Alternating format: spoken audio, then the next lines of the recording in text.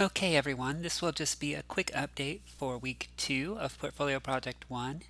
So, in the previous week, we completed the Exploring Your Professional Interests activity where you kind of set down some of your goals as a media professional. Really, it was your dream job, which may or may not be what you are actually pursuing as a career. It might just be sort of a blue sky idea, but it does give an idea of what your interests are and your motivations. So this is really good to look at. And if that is something that you really are looking to pursue as a career, then you can look for ways to incorporate those specific skill sets into your work, your coursework, as well as your portfolio work, which is what we're interested in particular in this course. So this week we are moving into portfolio subject selection, and this is going to be an important choice because it will influence the nature of your portfolio projects moving forward. Your portfolio subject is the uh, the subject matter that you work with for your portfolio projects. So you're going to be doing media projects, but in order to give you some substance, something to draw from, you pick a subject early on, and then um, by staying consistent with your subject, then at the end you have what would look like a more coherent media campaign. So you really want to pick something that you want to work with, that gives you plenty of source material, and that is going to keep your interest for a fairly long term, because we're talking about however many months are ahead of you in this program. Not that you can't choose your subject along the way, but it's better if you don't, because then that gives you that more cohesive experience. So, portfolio subject selection. The portfolio subjects are often businesses. That's what I see more often than not. They can be nonprofit organizations and charities. Like I've seen a golden retriever rescue, for example, and also organizations um, aimed at improving self-esteem in girls and things along those lines. So those will work. Social causes or movements, and I think this was one that actually applied to um, one of your interests in particular. Um, Events like music festivals, concerts, religious observances, any kind of festivals, art festivals, and so forth. Public figures. I see a good number of performers, musicians. Um,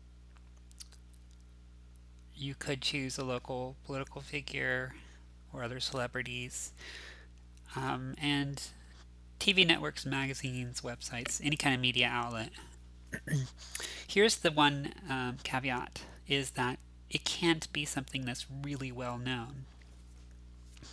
So, for example, you wouldn't want to choose NBC as a media outlet because it's pretty established and it's pretty universally recognized. Everybody knows the NBC logo.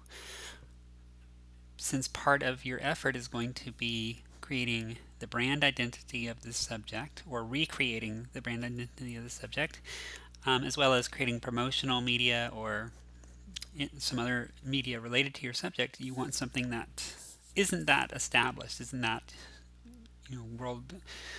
worldwide, doesn't have worldwide recognition. Things like local businesses work really well. Your local church organization can work well, and local performers and celebrities and so forth. Or your own brand identity if you are a professional or aspiring to be the type of professional who would have their own brand identity, um, or if you're creating your own media outlet. For example, some of my past students have had their own YouTube channel that they have been maintaining or are planning on starting one, or planning on starting a news website, for example. That's one that came up. So you can use that sort of thing as your portfolio subject as well. So it doesn't have to be something external to you, it can be something you're doing on your own as well.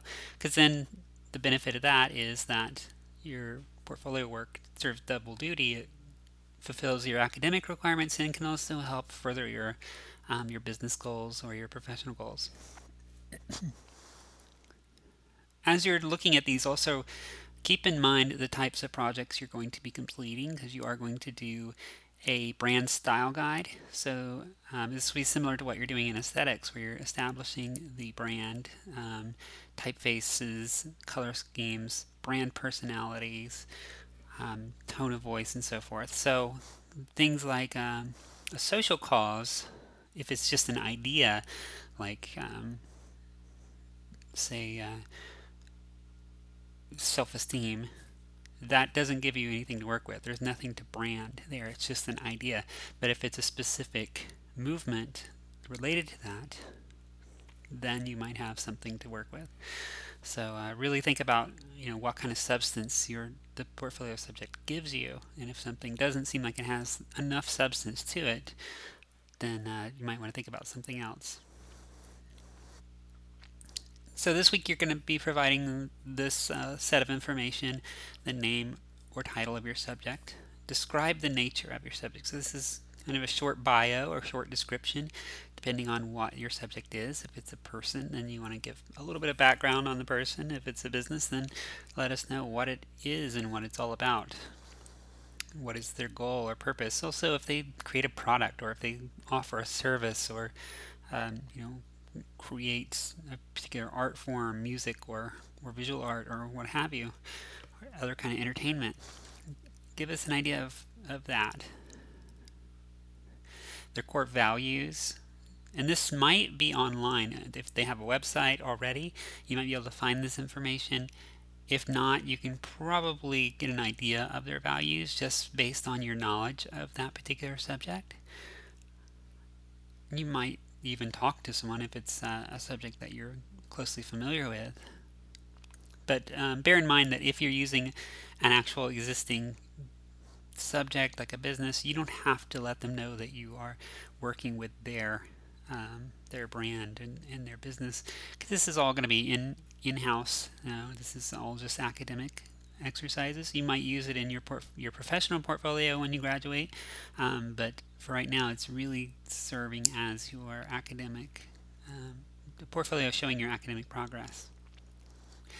And then later on, you're going to work with logos. You're going to design a new logo. You're going to establish brand colors. But if they already have something that's being used, a logo, or just some colors that associate with the subject, record those here as well. Those aren't going to be set in stone. If you want to go in a different creative direction from what they're doing already, you can do that. But just kind of getting something to draw from, because you can use the themes and the creative direction that they've already set, but just kind of come up with your own twist on it. So again, the kind of projects you're going to be working with: a brand style guide. You're going to create a digital video related to your subject. So this could be a commercial. That's what I see most often. It could also be something like a content marketing video, digital stories, documentaries, short drama if you want to get into filmmaking. Basically anything that uses a digital video, because I'm just looking at that point for your digital video editing skills, not so much the content, just that you effectively deliver the content. So that's going to be in Portfolio Project 3, so that's many months from now. Portfolio Project 4, you have an open choice. You get to pick the nature of your project. As long as it ties back to your subject and is media related, then your instructor will approve that on a case-by-case basis. And then that'll all come together in Portfolio 5. So looking at those projects, just kind of let that be a guide in your selection of your subject. And let me know if you have any questions, if anything's not clear. Next week we'll be looking at your target audience for that subject. So who is it that consumes the goods or services that they offer, or who is it that attends their services in the case of religious organizations, or who are their fans, and so forth. So that will be coming up next week, and I'm looking forward to seeing what your subject choices turn out to be.